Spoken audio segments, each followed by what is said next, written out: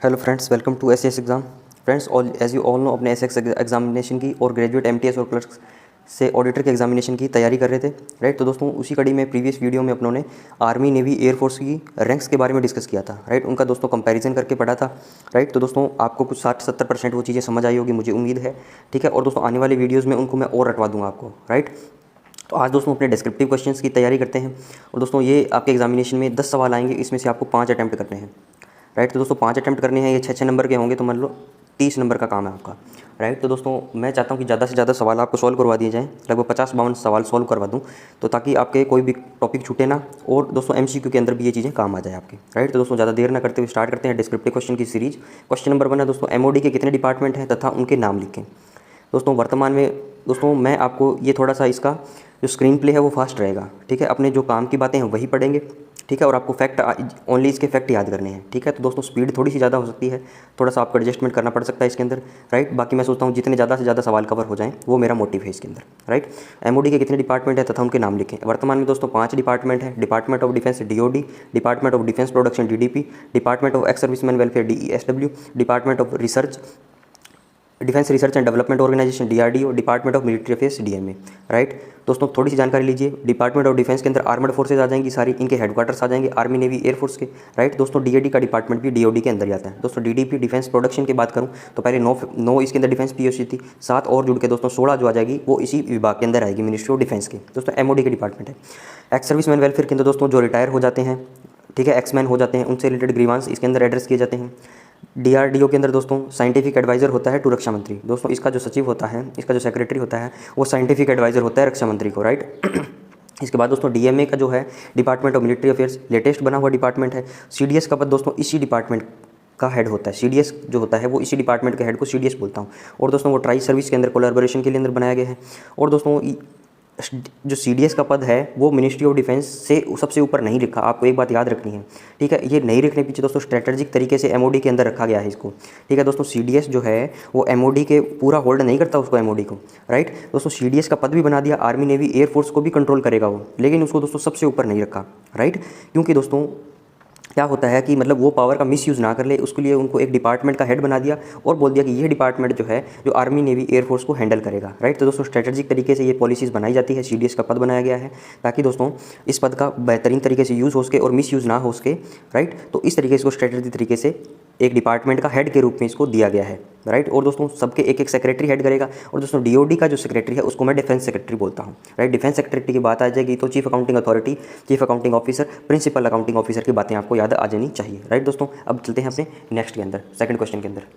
Second आगे दोस्तों, central government के अकाउंट्स कितने पार्ट में बनाए जाते हैं तथा उनके नाम लिखें। सेंट्रल गवर्नमेंट के अकाउंट्स कितने पार्ट में बनाए जाते हैं तथा उनके नाम लिखें। तो दोस्तों 3 पार्ट में बनाए जाते हैं, 1, 2, 3। Consolidated fund of India, contingency fund of India, public account of India, right. Article याद रखिए दोस्तों 266 का 1, कंटिजेंसी का 267 याद रखिएगा, पब्लिक अकाउंट का 266 का सेकंड, 266 का फर्स्ट, 267 का सेकंड, राइट। दोस्तों, कंसोलिडेटेड फंड ऑफ इंडिया के अंदर कितनी प्रकार की प्राप्तियाँ होगी। दोस्तों, इसको मैं संचित निधि बोलता हूँ। इंडिया के अंदर जो भी tax revenue, non tax revenue, जितनी भी प्रकार की प्राप्तियाँ हैं, रिसिप्ट है, वो सारी मेरी कंसोलिडेटेड फंड ऑफ इंडिया के अंदर जाएगी, राइट। दोस्तों, रेवेन्यू अकाउंट की, कैपिटल अकाउंट की, जितनी भी प्रकार की प्राप्तियां हैं इसके अंदर जाएगी। और दोस्तों, वोटिंग रिक्वायर्ड है पार्लियामेंट के अंदर, राइट। दोस्तों, कंसोलिडेटेड फंड ऑफ इंडिया क्या है, बजट के अंदर डिमांड फॉर ग्रांट के द्वारा पेश किया जाता है। इसके बाद दोस्तों एप्रोप्रिएशन बिल बनता है, एप्रोप्रिएशन एक्ट बनता है और कंसोलिडेटेड फंड ऑफ इंडिया से पैसा निकलता है पार्लियामेंट की वोटिंग से, राइट। कंटिजेंसी फंड दोस्तों अनफोर्सिन एक्सपेंडिचर के लिए यूज़ किया जाता है। अनफोर्सिन मतलब जो अपने को नहीं पता, मान लो कोविड आ गया, ठीक है, कोई आपातकाल स्थिति आ गई, प्रेसिडेंट के बिहाफ पर दोस्तों ministry of finance, department of economic affair इसको रखता है, राइट। और दोस्तों, ये एक प्रकार का इंप्रेस्ड फंड है, हम कभी भी निकाल सकते हैं, पार्लियामेंट की वोटिंग की जरूरत नहीं है। और दोस्तों, आज अपने बाईलिंगुअल चीज़ें पढ़ रहे हैं तो हिंदी मीडियम, इंग्लिश मीडियम का इसमें कोई चक्कर नहीं है, ठीक है। हिंदी वाले इसका हिंदी बना लेना, इंग्लिश वाले जो हिंदी में लिखा उसका इंग्लिश बना लेना, ठीक है। तो पब्लिक अकाउंट दोस्तों, पब्लिक का अकाउंट गवर्नमेंट के पास है, राइट। गवर्नमेंट दोस्तों कस्टोडियन के रूप में काम करती है, राइट। जैसे आपका पीएलआई का पैसा, जीपीएफ का पैसा, एनपीएस का पैसा दोस्तों, तो ये गवर्नमेंट जो है एज ए ट्रस्टी के रूप में आपका पैसा रखती है, एक एज ए कस्टडी में रखती है अपने, राइट। उसका वो यूज़ करती है, राइट। तो दोस्तों, consolidated fund of India, contingency, public account याद हुआ आपको, तीनों आर्टिकल याद करने और 2 लाइन इनकी याद रखनी है। आगे चलिए दोस्तों क्वेश्चन नंबर 3 पे। अब दोस्तों क्वेश्चन नंबर 3 है, describe 6 tyre classification of government account. दोस्तों, गवर्नमेंट अकाउंट जो मेंटेन करती है वो 6 टायर क्लासिफिकेशन है। कौन कौन से हैं, मेजर हेड, सब मेजर हेड, माइनर, सब, डिटेल और ऑब्जेक्ट। दोस्तों, कितने कितने डिजिट के होते हैं, 423, 222 याद है आपको। मेजर हेड को फंक्शन से, सब आ गया तो सब फंक्शन। माइनर हेड को कैसे याद गया था, एमपी, प्रोग्राम, सब स्कीम को एसएस स्कीम, डिटेल सब scheme, objected primary unit of appropriation. Question number 4 है दोस्तों, difference between capital and revenue expenditure. Capital और रेवेन्यू एक्सपेंडिचर के बीच में डिफरेंस बताना है। पहले कैपिटल एक्सपेंडिचर देखते हैं दोस्तों। कैपिटल के नाम से ही पता है कि बड़ा कोई एक्सपेंडिचर होने वाला है। Expenditure incurred with the object of acquiring tangible asset of a permanent nature. दोस्तों टेंजिबल जिसको स्पर्श कर सकूँ, ऐसा दोस्तों ऐसा ऑब्जेक्ट बना लूँ, ऐसी असेट बना लूँ जिसको मैं छू सकूँ, जो परमानेंट नेचर की हो, जिस पे जो एक्सपेंडिचर होगा उसको मैं कैपिटल एक्सपेंडिचर बोलूँ। Enhancing the utility of the existing asset. दोस्तों इसका एग्जांपल दिया था, कोई भी एयरपोर्ट बनाया था, उसके अंदर मैंने कोई लॉन्च खोल दिया, राइट। रेलवे स्टेशन बना हुआ है, वहाँ पे मैंने कोई बेकरी खोल दी, राइट। तो दोस्तों कोई एसेट ऑलरेडी बना हुआ है, उसकी यूटिलिटी एनहांस कर रहे हैं, राइट। पेपर के अंदर आपको ये लाइन लिख के आनी है, enhancing the utility of existing asset. Capital account bear all charges for the first construction. दोस्तों पहला जब कंस्ट्रक्शन करोगे आप, उसके सारे जो चार्जेस है वो कैपिटल अकाउंट से जाएंगे। मॉनेटरी लिमिट दोस्तों 10 लाख और लाइफ 7 साल से ज़्यादा है। 10 लाख का खर्चा करो और जो बनाओगे आप उसकी लाइफ कम से कम 7 साल है, तो वो कैपिटल एक्सपेंडिचर होगा। व्हीकल्स पर दोस्तों जो भी एक्सपेंडिचर होगा इररिस्पेक्टिव ऑफ द कॉस्ट, मान लो 1 लाख का भी व्हीकल ले रहा हूँ तो वो मेरा कैपिटल एक्सपेंडिचर के अंदर काउंट होगा, राइट। रेवेन्यू एक्सपेंडिचर दोस्तों क्या है, subsequent charges on maintenance, repair, upkeep and working expenses which are required to maintain the asset in a running order. दोस्तों कोई भी एसेट को हमें रनिंग ऑर्डर पे रखना है तो उस पर जो बाद का खर्चा होगा उसको मेंटेनेंस करवाने के लिए। दोस्तों बाइक की मेंटेनेंस करवाते हो, बाइक खरीद लिया आपने, कैपिटल एक्सपेंडिचर कर दिया, बाद में दोस्तों उसका मेंटेनेंस करवानी, उसका इंजन ऑयल चेंज करवाना आपको, ठीक है, उसकी ग्रीसिंग करवानी है, उसकी सर्विस करवानी है। कार है दोस्तों आपके पास, पहले कार खरीद ली, व्हीकल मान लो 5 लाख का ही था आपके पास, राइट। तो उसका बाद में दोस्तों सर्विसिंग करवाओगे, वो सारे चार्जेस, रिपेयर करवाओगे, ठीक है। उसके जो वर्किंग जो एक्सपेंस होंगे दोस्तों वो उसको रनिंग ऑर्डर में रखने के लिए काम आएंगे, वो मेरे रेवेन्यू एक्सपेंडिचर होंगे, राइट। आगे चलिए दोस्तों, इसका एंड भी दिया है, मतलब सेकंड क्या कंडीशन हो सकती है। आगे friends, all expenses incurred for the day to day running of the organisation. दोस्तों किसी भी ऑर्गेनाइजेशन को चलाने के लिए डे टू डे रनिंग के जो खर्चे होंगे, बिजली का खर्चा है, पानी का खर्चा है, ठीक है, स्टेशनरी का खर्चा है, वो सारे मेरे रेवेन्यू एक्सपेंडिचर के अंदर आ जाएंगे, right. Including establishment and administrative expenses. दोस्तों एस्टेब्लिशमेंट को चलाने के लिए एडमिन के खर्चे जो हैं, ठीक है, प्रशासन के तौर पे आपको जो खर्चे चाहिए उसको चलाने के लिए, वो सारे खर्चे भी इसके अंदर आ जाएंगे। क्वेश्चन नंबर 5 है दोस्तों, ट्रांसफर एंट्री क्या है तथा कब करते हैं। ट्रांसफर एंट्री क्या है तथा क्यों करते हैं, right. Transfer entry are entries intended to transfer an item from one head of account to another as they are necessary. दोस्तों एक हेड से किसी भी आइटम को दूसरे हेड के अंदर ट्रांसफर करना है तो मैं ट्रांसफर एंट्री करूँगा, राइट। क्लास ऑफ वाउचर दोस्तों कौन सा ऑपरेट होता है, कमेंट सेक्शन में बताइए आप। कब करते हैं, क्यों करते हैं दोस्तों, to correct an error of classification in the original account. क्या बोल रहा है दोस्तों, to correct an error of classification in the original account. दोस्तों ओरिजिनल अकाउंट के अंदर आपने कुछ गड़बड़ कर दी, ठीक है, एरर आ गई, उसको क्लासीफाई करना है तो मैं ट्रांसफर एंट्री के जरिए कर दूंगा, right. To revise classification provisionally made as a matter of convenience in the first instance. क्या करता है दोस्तों, क्लासिफिकेशन को मैं रिवाइज कर दूंगा, ठीक है, एक बार के लिए दोस्तों, मैटर ऑफ कन्वीनियंस के लिए मैं किसी हेड में डाल रहा हूँ। तो इस एग्जांपल समझिए दोस्तों, इसको लाइन क्या है ये, मान लो दोस्तों मुझे 10 ट्रांजैक्शन करनी है, ठीक है, 10 कोड हेड्स में मुझे बुक करना है 10 आइटम को, राइट। 10 तरह की ट्रांजैक्शन को मैंने किसी कोड हेड में बुक करना है, तो दोस्तों मैं उसको पर्टिकुलर कोड हेड में ना डाल के एक बार उसमें पटक दूंगा सस्पेंस में, ठीक है दोस्तों, सस्पेंस में पटक दूंगा, ठीक है, सारी 10 को। बाद में जब मुझे टाइम मिलेगा, एक बार दोस्तों कन्वीनियंस के लिए आपने इसमें डाल दिया, बाद में दोस्तों ट्रांसफर एंट्री के जरिए इसके पर्टिकुलर कोड हेड में इसको डालता रहूँगा। तो ये लाइन इसके अंदर बोल रहा है, to adjust by debit credit to proper head. दोस्तों कोई प्रॉपर हेड जो है उसको डेबिट या क्रेडिट करना है, किसको करना है, टू एडजस्ट बाय डेबिट और क्रेडिट टू प्रॉपर हेड। दोस्तों कोई भी आइटम है उसको एडजस्ट करना है क्रेडिट या डेबिट करके प्रॉपर हेड को। दोस्तों किसको, an item outstanding under the डेब्ट हेड। कोई भी दोस्तों डेब्ट हेड के अंदर कोई आइटम पड़ा है उसको दोस्तों किसी पर्टिकुलर हेड के अंदर अपने को डालना है, ठीक है। प्रॉपर हेड को दोस्तों क्रेडिट या डेबिट करना है तो उसके एडजस्टमेंट के लिए ट्रांसफर एंट्री का यूज़ करता हूँ। To adjust inter departmental and other transactions which do not involve the receipt और पेमेंट ऑफ कैश। दोस्तों इंटर डिपार्टमेंटल ट्रांजेक्शंस और अदर ट्रांजेक्शंस जिसके अंदर रिसिप्ट और पेमेंट, मतलब कैश के कोई भी पेमेंट या रिसिप्ट नहीं होगी, तो उसका दोस्तों एडजस्टमेंट करना तो ट्रांसफर एंट्री के जरिए मैं कर सकता हूँ। आगे चलिए दोस्तों क्वेश्चन नंबर 6 पे। अब दोस्तों क्वेश्चन नंबर 6 है power of signing punching media. दोस्तों पंचिंग मीडिया की पावर याद करनी है तो पहले आपको रैंक याद होनी चाहिए, राइट। पहले क्या है दोस्तों, junior time scale, senior time scale, junior administrative grade, selection grade, senior administrative grade, HAG plus और apex level, higher administrative grade और higher administrative grade plus, right. दोस्तों AD याद रखना है, A CGDA तो आएगा ही, CDA तो आएगा ही, IFA तो आएगा ही, राइट। और दोस्तों ये 2 रैंक ओनली CGDA ऑफिस के अंदर है, राइट। CGDA तो आएगा ही आएगा, A सीनियर है, D senior D, JT senior JT। HAG plus में दोस्तों एडिशनल आ जाएगा और फिर CGDA आ जाएगा, राइट। दोस्तों AD JT तीनों लगा दो, CDA लगा दो, फिर दोस्तों एडिशनल उठा लिया, CGDA था तो यहाँ CDA आ जाएगा, राइट। क्योंकि CGDA यहाँ लिखता रहा था, CGDA नीचे खुद बन गया, CDA यहाँ लिख रहा था तो CDA खुद बन गया, एक दोस्तों PCD आ जाएगा। D था दोस्तों यहाँ ले जाओ, deputy IFA, senior deputy IFA, फिर JT उठा लो, एडिशनल उठा लो, CDA का IFA, P का P लगा दो यहाँ पे, राइट। अब दोस्तों नॉर्मल ट्रांसफर एडजस्टमेंट और रेक्टिफिकेशन, ठीक है, कौन कौन सी पावर है। डब्ल्यू को दोस्तों 25 लाख, AOSA को दोस्तों 1 करोड़ तक है, राइट, 4 गुना कर दिया, फिर दोस्तों 5 गुना 5 करोड़ तक कर दूंगा ACDA DCDA, राइट। अब दोस्तों ये दोनों रैंक हो गए, इनको कंबाइन कर दिया, ACDA DCDA 5 करोड़ तक है दोस्तों, अप टू है।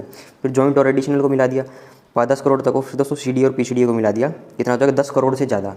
रेक्टिफिकेशन हो दोस्तों डब्ल्यू को कोई पावर नहीं है, इन बाकियों को दोस्तों नीचे ले आओ, 25 लाख आ जाएगा तो AOSA हो, ठीक है, 25 लाख तक जाए AOSA हो, ठीक है, इनका 1 करोड़ था ACDA DCDA के पास आ जाएगा, राइट दोस्तों, ये भी अप टू है, ठीक है। फिर नीचे दोस्तों जॉइंट और एडिशनल के पास 5 करोड़ और PCDA DCDA के पास दोस्तों 5 करोड़ से ज़्यादा आएगा, ना कि 10 करोड़ से ज़्यादा, ठीक है। 10 करोड़ इसके अंदर कोई भी नहीं है, रेक्टिफिकेशन के अंदर 5 करोड़ से ज़्यादा तक का इसके अंदर मैटर दिया गया है, राइट। तो दोस्तों चीज़ें याद हुई आपको। अब चलते हैं क्वेश्चन नंबर 7 पे। आगे चलिए दोस्तों, क्वेश्चन नंबर 7 पे प्राइवेट सेक्टर बैंक्स के नाम लिखें जिनको गवर्नमेंट ऑफ इंडिया ने ऑथराइज़ किया है गवर्नमेंट बिजनेस करने के लिए। तो दोस्तों कौन कौन से प्राइवेट सेक्टर के बैंक, 4 आपको नाम याद रखने हैं। IIAH, पहला है I से ICICI, दूसरा I से IDBI, तीसरा A से एक्सिस और H से HDFC, राइट। IDBI दोस्तों भूलने के चांस है, इसलिए क्या शॉर्ट रहेगा इसकी, ICICI से याद रहेगा तो C का D कर दो बस, IDBI, राइट। क्वेश्चन नंबर 8 है MRO क्या है तथा कितनी कॉपी बनती है, वह कहाँ कहाँ जाती है, राइट। दोस्तों मोस्ट इंपॉर्टेंट क्वेश्चन है आपके एग्जामिनेशन में आने के, इसके 99% चांस है, राइट। तो देखिए MRO की दोस्तों फुल फॉर्म पढ़ लीजिए पहले तो, मिलिट्री रिसीवेबल ऑर्डर, राइट। काम क्या आता है, used for depositing money into defence service receipt. दोस्तों डिफेंस को कोई भी रिसिप्ट है, डिफेंस सर्विसेज को कोई भी रिसिप्ट है तो उसको MRO के जरिए हम जमा करवाते हैं, राइट। दोस्तों मैं आपके खाते में पैसा डलवाता हूं तो मैं आपको फ़ोन पे कर दूंगा, गूगल पे कर दूंगा, राइट, या स्लिप भर के बैंक में चला जाऊंगा, आपके खाता लिख के, खाता संख्या लिख के, नाम लिख के, वो स्लिप में पैसा भर के मैं जमा करवा दूँगा। तो राइट, इसी प्रकार से दोस्तों डिफेंस सर्विसेज को कोई पैसा जमा करवाना चाहता है तो वो MRO के जरिए करवा सकता है, राइट। इसका भी एक दोस्तों फॉर्मेट होता है, आजकल EMRO का भी दोस्तों प्रचलन में है, ऑनलाइन भी EMRO भरे जाते हैं, राइट। डिफेंस सर्विस एस्टीमेट में एडवांसेस का अनस्पेंट अमाउंट जमा करवाने के लिए यूज़ किया जाता है। दोस्तों किसी को एडवांस दे दिया, राइट, और मान लो 100 रुपये एडवांस दिया, ठीक है, तो उसने 90 रुपये खर्च किए तो वापस 10 रुपये जमा करवाएगा, तो MRO के जरिए करवाएगा, राइट। तो अगर अनस्पेंट जो एडवांस है वो जमा करवाने के लिए 100 रुपये दिए किसी को टेम्परेरी ड्यूटी के लिए और वो टेम्परेरी ड्यूटी उसकी कैंसिल होगी, अब गया ही नहीं, राइट, तो उस केस में भी दोस्तों उसको MRO जमा करवाना पड़ेगा। तो उस केस में MRO भी उस केस में भी उसको पैसा जमा करवाना पड़ेगा एडवांस का, तो वो पैसा भी दोस्तों एडवांस जो है MRO के जरिए वो जमा करवा सकता है। और दोस्तों MRO के जरिए पैसा RBI में जमा करवा दो, गवर्नमेंट ट्रेजरी में जमा करवा दो, या SBI की ट्रेजरी ब्रांच में जमा करवा सकते हैं। दोस्तों SBI की ट्रेजरी ब्रांच क्या होती है, दोस्तों SBI की ट्रेजरी ब्रांच का मतलब है SBI की नॉर्मल ब्रांच ही है, बस उसने गवर्नमेंट ने ऑथराइज कर रखा है कि हाँ आप MRO ले लीजिए, आप गवर्नमेंट बिजनेस कर लीजिए, राइट। और 3 कॉपी में तैयार किया जाता है, OMRO, DMRO, TMRO। दोस्तों इनको बोलते क्या हैं, OMRO को दोस्तों ऑडिट सेक्शन कॉपी बोलते हैं, DMRO को अकाउंट सेक्शन कॉपी बोलते हैं, और TMRO को ऑफिस कॉपी। दोस्तों तीनों कॉपी बैंक के पास जाएगी, राइट, यहाँ पे भले बैंक लिख लो, तीनों कॉपी बैंक के पास जाएगी, वेरीफाई होगी, राइट। DMRO दोस्तों बैंक रख लेगा और बैंक उसको अकाउंट सेक्शन में भेज देगा। OMRO और TMRO दोस्तों जो डिपॉजिटर है वो लेके घर चला जाएगा अपने, ठीक है। फिर दोस्तों घर जाने के बाद क्या करेगा वो, OMRO को तो ऑडिट सेक्शन में भेज देगा, कंसर्न ऑडिट सेक्शन में, और TMRO को ट्रिप्लिकेट को एज ए ऑफिस कॉपी अपनी फाइल में लगा के रख लेगा, राइट। ये सुनो, इसके बाद दोस्तों लास्ट है, इसमें वैलिडिटी कितनी रहती है MRO की, 21 days from the date of issue.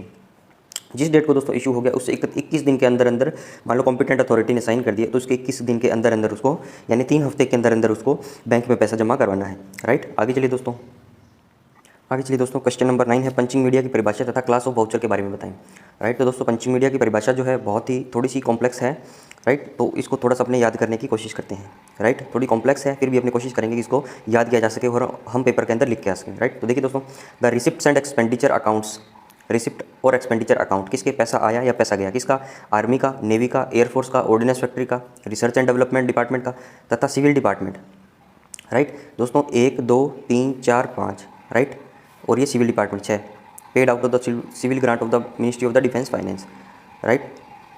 3 तो दोस्तों हो गया आर्मी नेवी एयरफोर्स का, एक हो गया ऑर्डिनेंस फैक्ट्री R&D, और civil department paid out of the civil grant of the ministry of defence finance.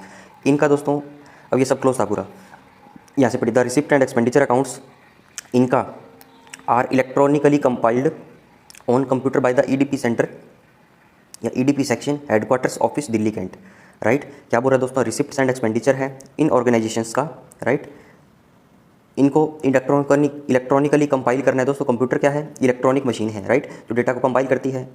Receipts and expenditure account इनका army navy air force ordnance factory R&D, और दोस्तों सिविल डिपार्टमेंट जो है paid out of the civil grant of the ministry of defence finance are electronically compile on computer by the EDP centre या section headquarter office Delhi cantt, ठीक है। Headquarter office जो है हमारा कौन सा, DAD headquarter office, right, Delhi के अंदर। उनका EDP सेक्शन दोस्तों इनके रिसिप्ट और एक्सपेंडिचर को इलेक्ट्रॉनिकली कंपाइल करता है, राइट।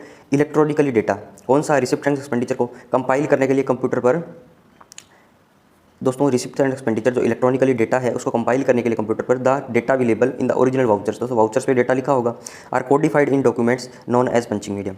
दोस्तों क्या करना है, रिसिप्ट और एक्सपेंडिचर को इलेक्ट्रॉनिकली कंपाइल करना है, और दोस्तों इलेक्ट्रॉनिकली डेटा को कंपाइल करने के लिए कंप्यूटर पर जो उनके ओरिजिनल वाउचर्स के अंदर डेटा जो होता है उसको कोडिफाइड रूप में हम उसको कंप्यूटर के अंदर फीड करते हैं, राइट। उनका अकाउंट्स बनाते हैं, उनको बोलता हूँ दोस्तों मैं पंचिंग मीडियम, राइट। और कितने टाइप के होते हैं क्लास ऑफ वाउचर, 1 2 3 4 5 6 7 8, राइट। ये क्या है 1 to 9 एक्सेप्ट 7, ठीक है। ये दोस्तों थोड़ा सा इसको अपडेट कर लीजिएगा, 8 और 9, 1 2 3 4 5 6 7 8, टोटल दोस्तों 8 हैं, 1 to 9 है, एक्सेप्ट 7 है, ठीक है। 7 इसमें यूज़ नहीं करते। कौन कौन से हैं याद इसको दोस्तों ऐसे करना है, 1 2 3 4 लिखना है, 5 6 8 9 लिखना है, राइट। पहला मैंने क्या याद करवाया था, cash voucher cash account, CV करना है, सीए करना है, राइट। दूसरा ट्रांसफर एंट्री रेलवे बिल्स, इसको कैसे याद करना था, ट्रांसफ़र करना है सामान को रेलवे के अंदर, राइट। दोस्तों मैं पार्सल जो डिपार्टमेंट होता है रेलवे का उसमें काम करता हूँ और मैं ट्रांसफ़र करता हूँ सामान को रेलवे के अंदर, राइट। कैश वाउचर हो गया, सीवी सीए टीईआरबी, ट्रांसफ़र करना सामान को रेलवे के अंदर। दोस्तों तीसरा सीआईडी, ठीक है, सीआईडी, और ये हो गया डीआईडी, राइट। आईडी की ना सिविल का, आईडी का ना डिफेंस का, दोस्तों डीआईडी शेड्यूल बनता है, सीआईडी शेड्यूल बनता है, राइट। CID DID. चौथा है दोस्तों 4 है तो 4 ही शब्द हैं, 1 2 3 एंड को हटा दो 4, abstract of receipt and charges, right. और दोस्तों क्लास 9 कौन सा आ जाएगा, एमईएसबी का बिल आ जाएगा, राइट। दोस्तों 9 सवाल पूरे हुए, अब आगे चलिए। नेक्स्ट क्वेश्चन है दोस्तों, डिफेंस का बजट एस्टिमेट कितनी डिमांड फॉर ग्रांट्स के अनुसार प्रिपेयर किया जाता है। तो दोस्तों डिफेंस का बजट जो है 8 डिमांड फॉर ग्रांट के हिसाब से प्रिपेयर किया जाता है, राइट। तो क्या है दोस्तों, MOD submit 8 demand for grant to the parliament. दोस्तों 8 demand for grant MOD submit करता है, दोस्तों 6 + 2 के रूप में करता है, राइट। 6 हो जाएगी दोस्तों army, navy, air force, ordnance factory, DRDO, capital outlay on defence services, right. 6 ये हो गई, 1 2 3 4 5 6, तो 2 हो गए दोस्तों सिविल एस्टिमेट वाली, राइट। ये दोस्तों डिफेंस सर्विस एस्टिमेट वाली थी और ये सिविल एस्टिमेट वाली थी, डिफेंस सिविल, ठीक है। 2 कौन सी होगी, डिफेंस सिविल एस्टिमेट की, डिफेंस सिविल, और दोस्तों डिफेंस पेंशन, राइट। ये दोनों आगे सिविल एस्टिमेट के, और दोस्तों डिफेंस सिविल के भी आगे कैटेगरी में क्या दिया, डीएडी की दोस्तों ग्रांट्स जो है, loans and equities to PSU under MOD और loan to state for water supply, right. ये तीनों आ जाएगा डिफेंस सिविल में, और एक आ जाएगा डिफेंस पेंशन। दोस्तों डायग्राम से कैसे याद करना है, इसको टोटल 8 देता है, 6 + 2 के रूप में, 6 तो प्योर डिफेंस की है दोस्तों, और 2 है सिविल की। 6 को भी दोस्तों 2 भाग में बांट दिया, 5 + 1 में, ठीक है। एक रेवेन्यू अकाउंट की दोस्तों, एक कैपिटल अकाउंट की है, राइट। रेवेन्यू अकाउंट की दोस्तों कौन सी आ जाएगी, army, navy, air force, ordnance factory, DRDO, 20 76 20 77 20 78 20 79 20 80। Capital account दोस्तों 40 76, राइट। अब देखिए दोस्तों 2076 है, राइट। तो दोस्तों 76 जो है, अगर यहाँ पे 0076 होता तो क्या होता दोस्तों, 0 या 1 होता तो रेवेन्यू रिसिप्ट होता, राइट। 2 और 3 है तो ये रेवेन्यू का एक्सपेंडिचर है, राइट। दोस्तों एक्सपेंडिचर के रूप में दी हमने ग्रांट, क्योंकि हमें रेवेन्यू का एक्सपेंडिचर करना है, और ये हो गया दोस्तों कैपिटल का एक्सपेंडिचर। एकमात्र कोड हेड जो है 40 76 ऑपरेट होता है। इसके बाद देखिए दोस्तों सिविल का है, 1 + 1 में इसको याद रखना है, पहला है डिफेंस का पेंशन और दूसरा है एमओडी सिविल, ठीक है। इनका डिस्क्रिप्शन ये दिया गया है, राइट। आगे चलिए दोस्तों, अब देखिए दोस्तों अगला है question number 11, centrally control head तथा लोकली कंट्रोल हेड क्या है, एलसीएच और सीसीएच क्या है। देखिए दोस्तों एमओडी जो है 8 ग्रांट से खर्चा करता है, जैसे कि अभी बताया था मैंने, 6 + 2 से, राइट। 6 को भी फिर 5 + 1 से, और 2 को 1 + 1 से, right. Revenue expenditure, capital expenditure, defence का, सिविल का, अपने एमओडी सिविल का आ जाएगा, एक तो पेंशन से रिलेटेड और एक दूसरा सिविल ग्रांट का, राइट। अब देखिए दोस्तों सीसीएच और एलसीएच के बारे में थोड़ा डिस्कस करते हैं। और दोस्तों जो ग्रांट्स जो पैसा आता है उसको खर्चा कैसे करना है, ठीक है। तो इसकी कुछ कंट्रोलिंग अथॉरिटी बनाई गई है। कुछ खर्चे जो है दोस्तों मैंडेटरी नेचर के हैं, ऑब्लिगेटरी नेचर के हैं, उनकी पावर तो दोस्तों सेंटर को दे दी, सेंट्रल कंट्रोल हेड के अंदर, ठीक है, कि आप उनको ऑपरेट करो, आर्मी हेडक्वार्टर ऑपरेट करे, राइट। और दोस्तों एलसीएच की जब बात करूँगा तो नीचे के लोगों को उनको पावर देती, राइट, उनके एस्टिमेट तैयार करने के लिए, जैसे आर्मी का कमांडर है यूनिट लेवल पे, इंडिपेंडेंट एरिया लेवल पे, राइट। तो देखिए दोस्तों क्या कह दिया है, सीसीएच सेंट्रल कंट्रोल हेड के अंदर pay and allowances of the regular personnel of the armed forces. दोस्तों आर्मड फोर्सेस के जो रेगुलर पर्सोनल है, ओनली उनके पे एंड अलाउंसेस जो है वो सीसीएच के अंदर आते हैं। दोस्तों ये ऑब्लिगेटरी नेचर है, जैसे पेमेंट है दोस्तों करनी है, राइट। तो उसमें कोई काट छाट नहीं कर सकते, ऑब्लिगेटरी नेचर है, राइट। सही बात, समझ में आ रही है बात। These are depends upon the strength and composition of the armed forces. बहुत ईजी सी बात है दोस्तों, मुझे पेमेंट करनी है, पे एंड अलाउंसेस करना है, तो ऑब्वियस सी बात है कि जितने लोग होंगे उतनी की करूँगा, तो स्ट्रेंथ और कंपोजिशन पे ये डिपेंड करता है सीसीएच। आगे है दोस्तों ensuring proper control over expenditure is vested with various controlling authorities at armed forces headquarter. दोस्तों इनका प्रॉपर जो है कंट्रोल रहे एक्सपेंडिचर पे, इसका सुनिश्चित करना है, इसको इंश्योर करना है, तो ये सारी पावर जो है आर्मड फोर्सेस हेडक्वार्टर को दे दी। आर्मड फोर्सेस हेडक्वार्टर दोस्तों कौन होते हैं, आर्मी, नेवी, एयरफोर्स के हेडक्वार्टर होते हैं, राइट। दोस्तों इनको कौन हेड करता है, chief of army staff, chief of naval staff, chief of air staff, right. उनकी रैंक क्या होती है, कल अपनों ने पढ़ा था, ठीक है। वो यूनिट लेवल तक कैसे रैंक डिस्ट्रीब्यूट होती है, वो सारी चीज़ें अपने प्रीवियस वीडियो में पढ़ी थी, आर्मी की रैंक्स के, नेवी की रैंक्स और एयरफोर्स की रैंक्स के कंपैरिजन की सेकंड स्लाइड के अंदर, राइट। वो जो वीडियो देखी दोस्तों आपको बहुत फायदा उससे मिलने वाला आपको, राइट। आगे है the expenditure of this nature is compilable are CCH head. ठीक है, ये सारी बातें आप CCH हेड में लिखते आओगे तो कोई भी नंबर आपके नहीं काट सकता। इसके बाद है दोस्तों LCH की बात करता हूँ, payment to industrial establishment employed in store depot. Right दोस्तों, इंडस्ट्रियल पर्सनस को, लोगों को पेमेंट करनी है जो स्टोर डिपो फैक्ट्रीज के अंदर है, तो वो लोकली कंट्रोल हेड में आ जाएगा। ट्रांसपोर्ट के charges, miscellaneous expenses, payment for store works expenditure, pensions, estimates are prepared by headquarters of commands and area and commanders of the units and formation which are directly administered by the IHQ MOD। क्या बोल रहा है दोस्तों, इसमें तो armoured forces headquarter जिम्मेदार है, उनका कंट्रोल रहेगा। इसमें दोस्तों नीचे वाले कमांड्स लेवल पे, राइट, कमांड्स कितनी है आर्मी की 6+1 से याद है आपको, 7 कमांड है, राइट। उनके नीचे दोस्तों एरियाज़ होते हैं, यूनिट्स के दोस्तों CO होते हैं, कमांडिंग ऑफिसर्स, राइट। तो वो सारे इनके जो है एस्टिमेट्स प्रिपेयर करेंगे। ठीक है, मतलब CCH का याद रखिए, regular personal of the armoured forces के पे एंड अलाउंसेस के अलावा सारे जो हैं वो लोकली कंट्रोल हेड के अंदर दिए गए हैं। आगे चलिए दोस्तों क्वेश्चन नंबर 12 पे। आगे देखिए दोस्तों, पीरियोडिकल रिव्यू एंड एस्टिमेट्स की डेट कौन कौन सी है बताएं। अब दोस्तों ये सवाल पूछे जाते हैं, राइट, ये डेट्स जो है पूछी जाती है, तो इनको एज इट इज़ आप एक बार याद कर लीजिए, डिटेल डिस्कशन इनका अपने बाद में करेंगे। पीरियोडिकल रिव्यू एंड एस्टिमेट की कौन कौन सी डेट है। The requirement of funds for the defence services is kept under review at periodical intervals. दोस्तों जो डिफेंस सर्विसेज को फंड्स रिक्वायरमेंट है, ठीक है, तो वो रिव्यू के अंदर दोस्तों रखा जाता है और टाइम समय समय पे हम उनके डेटा भेजते रहते हैं ताकि हमें फंड मिलता रहे। दोस्तों एक साथ पूरा फंड रिलीज़ नहीं किया जाता। मान लो मुझे मेरे डिफेंस को 1 करोड़ रुपये मिल रहा है, राइट, तो दोस्तों एक साथ उस साल की स्टार्टिंग के अंदर वो पूरा एक साथ फंड रिलीज़ नहीं करते। ठीक है, ऐसा करते हैं पहले 20 लाख दे देंगे, राइट, उसका हिसाब किताब मांग लेंगे, फिर दोस्तों 50 लाख दे देंगे, ठीक है, 70 लाख हो गए, फिर उसका हिसाब किताब मांग लेंगे, फिर दोस्तों 30 लाख फिर दे देंगे। तो ऐसे क्या धीरे धीरे फंड रिलीज़ किया जाता है, राइट। और दोस्तों जो एक्सपेंडिचर है उन पे वॉच किया जाता है कि भाई हाँ एक्सपेंडिचर सही चीज़ पे हो रहा है, नहीं अनयूजुअल लो अनयूजुअल हाई तो नहीं है। तो देखिए दोस्तों कौन कौन सी डेट्स दी गई इसके अंदर। Preliminary report for the current financial year. दोस्तों जो फाइनेंशियल ईयर चल रहा होगा, मान लो आज दोस्तों कौन सा चल रहा है, अभी 2022-23, राइट, तो पिछला कौन सा था दोस्तों 2021-22, तो वो जो करंट फाइनेंशियल ईयर चल रहा होता है तो उसकी दोस्तों प्रीलिमिनरी रिपोर्ट जमा करवाई जाती है। तो उसका टाइम पीरियड आपको 20 अगस्त याद रखना है, राइट, 20 अगस्त, right. Preliminary revised estimate for the current financial year. दोस्तों ये तो था करंट फाइनेंशियल ईयर की प्रीलिमिनरी रिपोर्ट, ठीक है, अब इसके अंदर रिवाइज घुसा दो, right. Preliminary revised estimate for the current financial year and forecast estimates for the ensuing financial year. Ensuing मतलब आने वाला, फोरकास्ट एस्टीमेट कि हाँ आने वाले साल के अंदर हम कितना खर्च कर देंगे, ये दोस्तों 10 नवंबर तक आ जाएगा, right. Revised estimate for the current financial year and budget estimate for the ensuing financial year, ये दोस्तों हमें 20 दिसंबर तक जमा करना पड़ता है। चौथा है modified appropriation of the current financial year. Current financial year के मॉडिफाइड अप्रोप्रिएशन में दोस्तों डेट आपको 10 मार्च तक देनी पड़ती है, राइट। तो तारीखें याद रखनी है आपको, 20 अगस्त, 10 नवंबर, 20 दिसंबर, 10 मार्च। दोस्तों तारीखें ऐसे हैं 20, 10, 20, 10, राइट। पहले आ जाएगा अगस्त, फिर आ जाएगा नवंबर, फिर आ जाएगा दिसंबर और फिर आ जाएगा मार्च, ठीक है। ऐसे याद नहीं रखना तो ऐसे रख लो 8, 11, 12, 3, 11, 12, 3, ठीक है। इसमें 3 का गैप है, इसमें 1 का गैप है, इसमें 3 का गैप है। तो दोस्तों कैसे भी याद रखो इसको, अगस्त, नवंबर, दिसंबर, मार्च, 20, 10, 20, 10, 20, 10, 20, 10। और दोस्तों एलिमिनेट करना होगा ऑप्शन, तो 20 और 10 तारीख तो आपको देखनी है। मान लो 2 ऑप्शन एलिमिनेट हो गए, ठीक है। फिर 20 और 10 के अंदर चुनाव करना है तो आपको अगस्त, नवंबर, दिसंबर, मार्च देख लीजिए आप, राइट। नवंबर और दिसंबर तो याद रहेगा आपको, ठीक है, फिर अगस्त और मार्च आपको देखना है, राइट। बस ये याद रखना कि प्रीलिमिनरी रिपोर्ट है, फिर इसको रिवाइज कर दिया, राइट, और फिर बजट एस्टीमेट के बारे में बात कर दी और फिर मॉडिफाइड अप्रोप्रिएशन कर दिया। मॉडिफाइड दोस्तों हमेशा मार्च के अंदर होगा, प्रीलिमिनरी रिपोर्ट हमेशा अगस्त के अंदर जाएगी 20 अगस्त को, और प्री की रिवाइज्ड एस्टीमेट और फोरकास्ट एस्टीमेट भी 10 नवंबर को, और revise estimate current financial year और बजट एस्टीमेट अगले फाइनेंशियल ईयर के लिए 20 दिसंबर को, राइट। आगे चलिए दोस्तों क्वेश्चन नंबर 13 पे।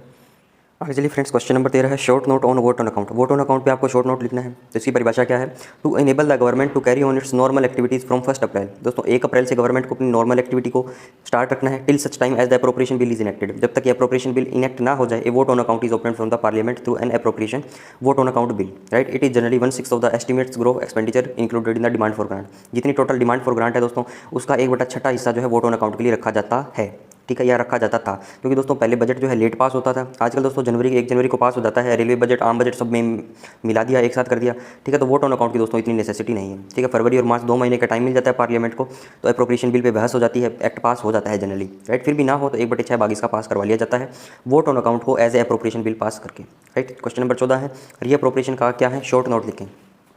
दोस्तों री अप्रोप्रिएशन नाम से ही आपको पता चल रहा है, री मतलब दोबारा अप्रोप्रिएट करना है। Re appropriation implies the transfer of funds from one primary unit of appropriation to another such unit. एक प्राइमरी यूनिट ऑफ अप्रोप्रिएशन से दूसरी यूनिट के अंदर आपको ट्रांसफर करना है, एक ही ग्रांट के अंदर, राइट। पहली तो डेफिनेशन ये होगी, in re appropriation saving in the budget provision under one head can be utilised to meet expenditure under another head, right, provided that the heads are in the same demand for grant voted by the parliament. दोस्तों same grant के अंदर एक same grant जीवन है, ठीक है, उसके 2 head हैं ए और बी। ए के अंदर दोस्तों 100 रुपये खर्च करने थे, बी के अंदर मुझे 100 रुपये खर्च करने थे, लेकिन ए के अंदर दोस्तों 90 रुपये खर्च हुए, 10 रुपये बच गए, और इस पर दोस्तों एस्टिमेटेड एक्सपेंडिचर इसका 110 रुपये है, राइट। तो दोस्तों ये 10 रुपये जो है मैं इसको ट्रांसफर कर दूंगा, इसको मैं बोलता हूँ रीअप्रोप्रिएट करना फंड्स को, राइट। समझ में आई दोस्तों बातें, इस पर बशर्ते ये है कि ये सेम डिमांड फॉर ग्रांट के अंदर होनी चाहिए, राइट। अब देखिए दोस्तों, मान लो 6 डिमांड फॉर ग्रांट थी, ठीक है, टोटल 8 थी दोस्तों, 6 प्योर डिफेंस की थी, तो जिसके अंदर 5 रेवेन्यू एक्सपेंडिचर की थी और एक कैपिटल एक्सपेंडिचर की थी। प्रीवियस सभी क्वेश्चन में आपने पढ़ा है। Since the RE revenue expenditure and capital expenditure of defence services are provided in separate demand for grants, ठीक है दोस्तों, अलग अलग डिमांड फॉर ग्रांट में दे रहा हूँ ना मैं, इसको अलग में, इसको अलग में, so no reappropriation between revenue and capital heads is permissible, right. तो दोस्तों इन दोनों के अंदर इनका रीअप्रोप्रिएशन नहीं होगा, राइट। आगे चलिए दोस्तों, अब दोस्तों रीअप्रोप्रिएशन के बारे में और भी जानकारी रखनी है आपको। फाइनेंशियल ईयर क्लोज होने के बाद नहीं कर सकते, राइट, मतलब 31 मार्च के बाद आपको रीअप्रोप्रिएशन करना अलाउ नहीं है।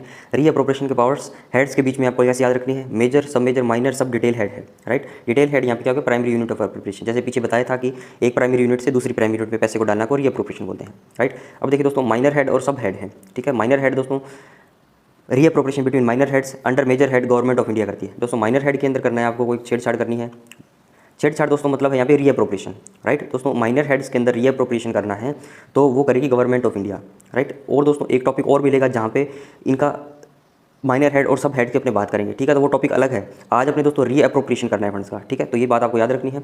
माइनर हेड है दोस्तों, इसके अंदर रीअप्रोप्रिएशन करना है तो गवर्नमेंट ऑफ इंडिया करेगी, और सब हेड के अंदर करना है तो दोस्तों इसके अंदर एमओडी करेगा। रीअप्रोप्रिएशन बिटवीन सब head under minor head MoD करता है, राइट। तो जिसका सब हेड आएगा तो दोस्तों एमओडी करेगा, और माइनर हेड आ गया, ठीक है, तो उसके अंदर करेगा government of India, right. Question number 15 है दोस्तों, कैश असाइनमेंट पर शॉर्ट नोट लिखें। दोस्तों 2014 और 2018 के दोनों पेपर में ये पूछा गया कैश असाइनमेंट, और मुझे उम्मीद है कि अब की बार भी आपसे पूछ ले, राइट। यस और no. A cash assignment is a letter of credit. क्या है दोस्तों, एक लेटर ऑफ क्रेडिट है, इसके फेवर में, in favour of a disbursing officer, right, authorising a particular treasury officer और the bank to make payments demanded by disbursing officer up to the limits जो उस कैश असाइनमेंट पर लिखी गई है। एक कैश असाइनमेंट पे दोस्तों कोई लिमिट लिख के दे दी, पर्टिकुलर ट्रेजरी या बैंक को ऑथराइज कर दिया और बोल दिया कि भैया इस डिस्बर्सिंग ऑफिसर को ये पैसा दे दे तू, राइट। आगे चलिए दोस्तों, अब देखिए दोस्तों कैश असाइनमेंट क्या होता है, किसके फेवर में दिया जाता है कैश असाइनमेंट, डिस्बर्सिंग ऑफिसर से डेफिनेशन में पढ़ा। कैश असाइनमेंट से ऑथराइज किसको कर रहा है, पर्टिकुलर ट्रेजरी या बैंक को, राइट। कैश असाइनमेंट दोस्तों पेमेंट कितनी पास कर रही है, जितनी असाइनमेंट पर लिखी हो। समझ में आया दोस्तों। आगे चलिए, defence officers to draw against these assignment by cheques supplied to them by PCDA CDA. दोस्तों डिफेंस के जो ऑफिसर्स जो हैं वो कैश असाइनमेंट के रूप के अंदर पैसा ड्रॉ करते हैं दोस्तों, वो चेक सप्लाई जो किया जाता है उनके द्वारा करते हैं, ठीक है। तो दोस्तों एक प्रकार से चेक जो है वो भी तो कैश असाइनमेंट ही है, ठीक है। मान लो मैं दोस्तों मेरे खाते से आपको 5,000 रुपये का चेक काट के दे दूँ, ठीक है। तो दोस्तों क्या होता है, मान लो ए पर्सन है, ये बी पर्सन है, ठीक है, ये मैं हूँ, ये आप हो, ठीक है। तो मैंने आपको 5,000 रुपये दे दिए, भाई ले बी तू 5,000 रुपये ले जा, और मैंने कोई बैंक ब्रांच में चला जाता हूँ, ठीक है। तो दोस्तों ये मेरा बैंक है, मान लो एसबीआई का 5,000 रुपये का मैंने आपको दे दिया, ठीक है। तो इसके अंदर दोस्तों क्या कर रहा हूँ, आप डिस्बर्सिंग ऑफिसर हो जो जिस चेक को ड्रॉ करोगे, राइट। और दोस्तों आप कितना कर सकते हो, जितनी सी लिमिट लिखी गई है, राइट, 5,000 रुपये। और दोस्तों इस चेक के माध्यम से मैं किसी बैंक या ट्रेजरी को ऑथराइज कर रहा हूँ ना कि भाई हाँ मेरे खाते से पैसा निकाल लो, क्योंकि मेरे खाते में पैसा पड़ा है। तो यही बात होती है दोस्तों, चेक भी एक प्रकार से कैश असाइनमेंट ही है, राइट। कि भाई आपने किसी को दे दिया लेटर ऑफ क्रेडिट, हाँ लेटर ऑफ क्रेडिट मतलब पैसे वाला लेटर है, और किसी बैंक या ट्रेजरी को ऑथराइज कर दिया, और ये बी कौन होगा जो पैसा लेगा, वो डिस्बर्सिंग ऑफिसर की भी हाँ जितने 5,000 रुपये से ज़्यादा इसमें नहीं निकाल सकता वो, राइट। तो ये भी इसमें ये बोला गया डिफेंस ऑफिसर जो है वो ड्रॉ करते हैं इन असाइनमेंट के अगेंस्ट में जो चेक उनको सप्लाई की जाते हैं पीसीडीए सीडीए के द्वारा, राइट। तो सिंपल सी बात है, पूरे साल के कैश असाइनमेंट की रिक्वायरमेंट पीसीडीए सीडीए को 15 मार्च तक देनी होती है रिक्विजिशन के फॉर्म में। दोस्तों 15 मार्च तक पूरे साल की रिक्विजिशन के रूप में हाँ मुझे इतना पैसा चाहिए कैश असाइनमेंट के रूप में, वो दे दी जाती है पीसीडीए सीडीए को, राइट। जितना पैसा इन कैश असाइनमेंट से निकलेगा कैश असाइनमेंट रजिस्टर IAFA 277 के द्वारा वॉच किया जाता है। दोस्तों ये रजिस्टर आपको याद कर लीजिए, 277 है IAFA, राइट, कैश असाइनमेंट का, ठीक है। आगे चलिए दोस्तों, आगे है फ्रेंड्स सस्पेंस अकाउंट के बारे में शॉर्ट नोट्स अपने को लिखना है, ठीक है दोस्तों। है इजी सस्पेंस अकाउंट, लेकिन इसकी डेफिनेशन निकलना थोड़ा सा हमारे लिए कठिन हो सकता है क्योंकि कॉम्प्लेक्स लैंग्वेज दी गई है, राइट। तो पढ़ते हैं क्या है, receipt and payments which can not, receipt है दोस्तों या तो पैसा आएगा या पेमेंट करनी है, विच can not in absence of further information और ऑर्डर, किसके अभाव में, कोई फर्दर इन्फॉर्मेशन या ऑर्डर में, ठीक है। ये सब क्लोज था। Receipt and payments which can not, यहाँ से पढ़िए, be allocated to any head of account, right, किसी भी हेड ऑफ अकाउंट में हम अलोकेट नहीं कर रहे हैं। And where the heads to which the transactions are likely to be adjusted are not known, ठीक है, मतलब जिस हेड में अपने को ट्रांसफर करना है वो नॉट नॉन है, राइट। अब देखिए दोस्तों ये पूरा ही सब क्लोज था यहाँ से यहाँ तक, ठीक है। यहाँ से बड़े receipt and payment will be taken to the head suspense account, ठीक है दोस्तों। रिसिप्ट एंड पेमेंट को किस हेड के अंदर अपने लेने हैं, जिस हेड के अंदर लेते हैं वो सस्पेंस अकाउंट बोलते हैं। कौन सी रिसिप्ट एंड पेमेंट को, कि जिसमें या तो हमें इन्फॉर्मेशन का अभाव है कि हमें कौन से हेड के अंदर इसको ट्रांसफर करना है, या हेड्स जहाँ पे ट्रांसफ़र या एडजस्ट करना है वो हमें नॉन नहीं है, हम उनके बारे में नहीं जानते, ठीक है। तो उनको एक बार सस्पेंस में पटक देंगे, राइट। जब हमें इन्फॉर्मेशन प्राप्त होगी तो हम उसको पर्टिकुलर कोड हेड में डाल देंगे। When information is received subsequently the correct head of account will be credited और debited by clearing the amounts compiled under the head suspense head, ठीक है दोस्तों। सस्पेंस हेड के अंदर पहले क्या दोस्तों ट्रांजैक्शन आई ABCD, 4 ट्रांजैक्शन आई मेरे पास, ये सस्पेंस अकाउंट था, ठीक है। तो पहले क्या बोला कि मेरे पास इन्फॉर्मेशन नहीं है, ऑर्डर नहीं है कि मैं कौन से अकाउंट में अंडर डालूँ, ठीक है। ये कई दोस्तों हेड है, ठीक है, इनके अंदर पैसा डालना है अपने को, ठीक है। पहली कंडीशन तो क्या हो गई कि हाँ मुझे इन्फॉर्मेशन नहीं है कि भी कौन से हेड को अलॉट करूँ अमाउंट को, राइट। और दूसरा क्या हुआ दोस्तों कि जहाँ पे मुझे इन पैसा को डालना है वो हेड भी नॉट नॉन है, ठीक है। तो मैं क्या करूँगा, एक बार के लिए उन ट्रांजैक्शंस को सस्पेंस में पटक दूंगा, राइट। और जब मुझे इन्फॉर्मेशन रिसीव होगी और तो मैं फिर इनके पर्टिकुलर कोड हेड को क्रेडिट या डेबिट करता चला जाऊँगा, राइट। आगे चलिए दोस्तों क्वेश्चन नंबर 17 पे। आगे दोस्तों व्हाट इज चार्ट एक्सपेंडिचर। दोस्तों 2 टाइप के होते हैं, voted expenditure, chart expenditure. Voted expenditure तो ईजी है, कैसे इजी है, क्योंकि दोस्तों पार्लियामेंट की वोटिंग रिक्वायरमेंट है, तो जो भी कंसोलिडेटेड फंड ऑफ इंडिया से पैसा निकलता है वो हमारे वोटेड एक्सपेंडिचर से निकलता है, ठीक है। बजट बनता है, अप्रोप्रिएशन बिल बनता है, एक्ट बनता है, तो सारा वो वोटेड एक्सपेंडिचर में काउंट किया जाता है। और दोस्तों चार्ट एक्सपेंडिचर का मतलब है कुछ ऑब्लिगेटरी नेचर के एक्सपेंडिचर होते हैं जिनको अपने करना ही करना है, पार्लियामेंट की वोटिंग की जरूरत नहीं होती, राइट। तो देखिए कौन कौन से किनकी सैलरी देनी है, तो वो सारे एग्जाम्पल अपने पढ़ेंगे। Charged expenditure are obligatory in nature and don't require a vote by the parliament, ठीक है दोस्तों। पार्लियामेंट की वोटिंग की जरूरत नहीं है, उसको चार्ट एक्सपेंडिचर बोलता हूँ, जो ऑब्लिगेटरी नेचर है। एग्जाम्पल क्या दोस्तों, payments made in satisfaction of a judgement degree.